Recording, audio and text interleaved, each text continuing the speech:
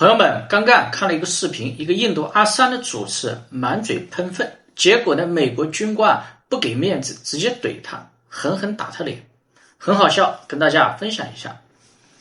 这个阿三呢，全程他带着预设的立场，炒作中国扩张主义，声称呢我们在亚太有扩张的野心，提及中印边界问题和台湾问题，试图引导对面的美国军官把中国定义为敌人，并暗示印度是对抗中国的关键力量。但这个美国军官的回应是完全打破了这个阿三的预期。明明中印边界问题只是中印两国之间的双边事务，明明国际社会没有人把印度当成能够左右中美格局的关键角色，这个阿三却偏偏要往中美之间凑，搞出一副我来主持正义的架势，一口一个中国扩张，仿佛自己才是亚太秩序的守护者，试图呢通过贬低中国拉拢美国来刷一波存在感。结果呢，军官是根本不接他的话茬，既没认同中国扩张论，也没把印度当一回事，反而自顾自的吐槽美国被中国卡脖子，把它晾在一边。再看美国这一次美国军官的发言呢，看似是务实，实则是把美国纸老虎的本质暴露得淋漓尽致。曾经的美国何等的嚣张，动辄喊着单边制裁，动不动就挥舞着军事大棒，在全球各地耀武扬威，一副老子天下第一的模样。现在呢，面对中国，美国连敌人两个字都不敢叫了，只能小心翼翼地称之为竞争对手。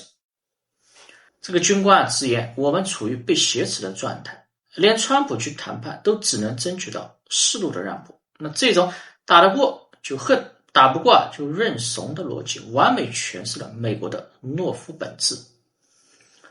老美那种标榜自己勇敢老百姓人手一把枪，却连跟自己的政府和 ICE 对抗的勇气都没有，在国际上呢，也只会欺负伊拉克、叙利亚这种弱小国家，轰炸平民，干涉内政，却不敢跟真正的有实力的国家正面硬刚。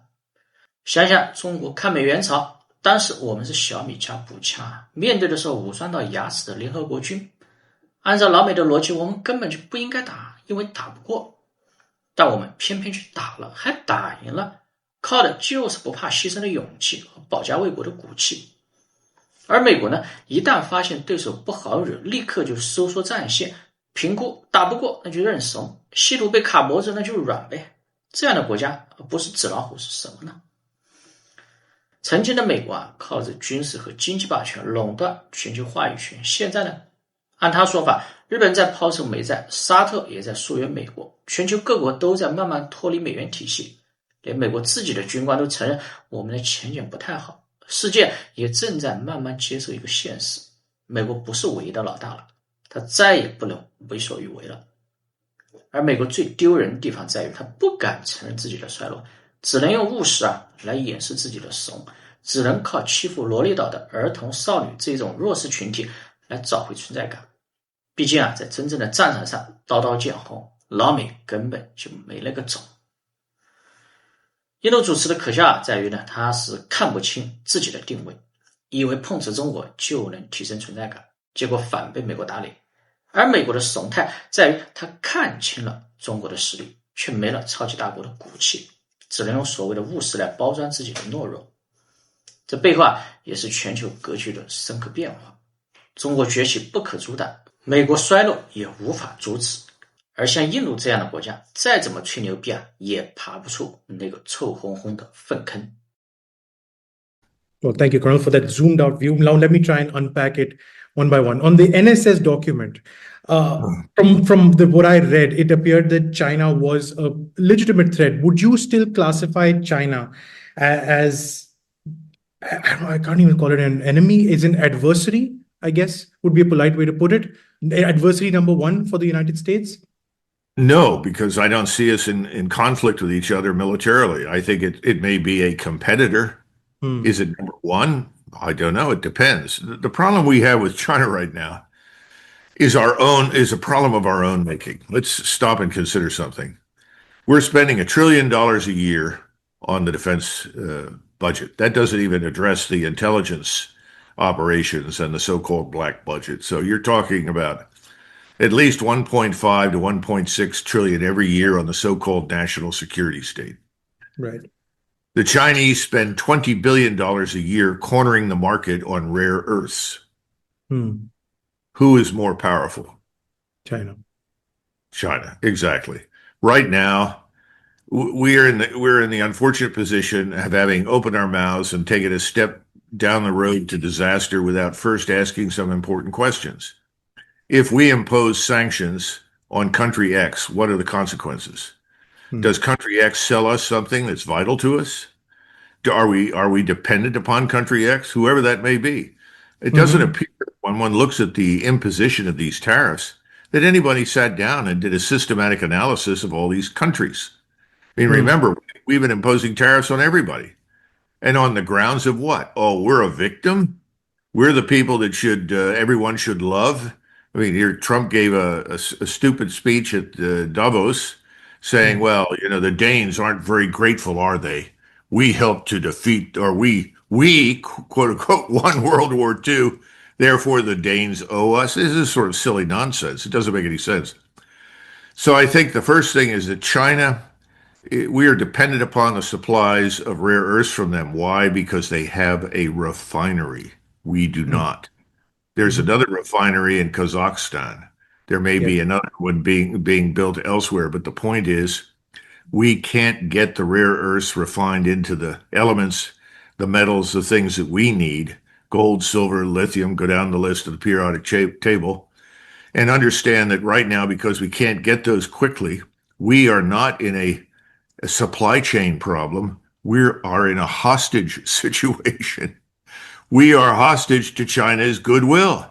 And there's some Chinese bureaucrat in Inner Mongolia sitting next to the refinery saying, well, how much of this do we release to the United States this week?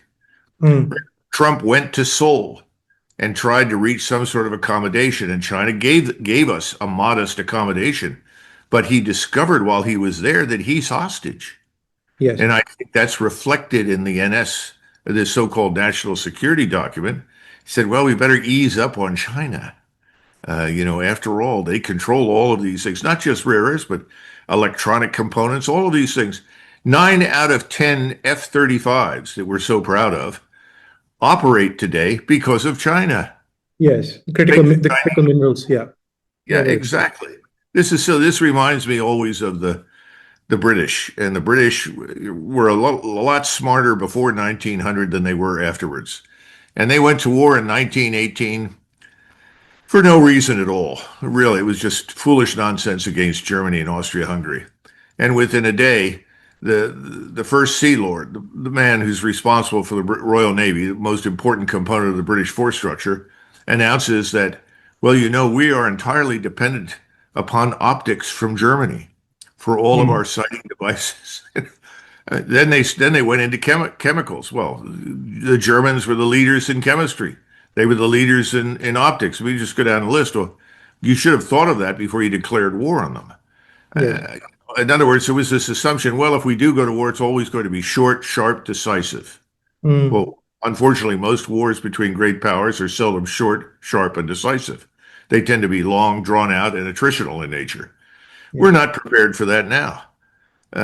So all I can say is there is no serious foundation to strategic thinking today in the United States.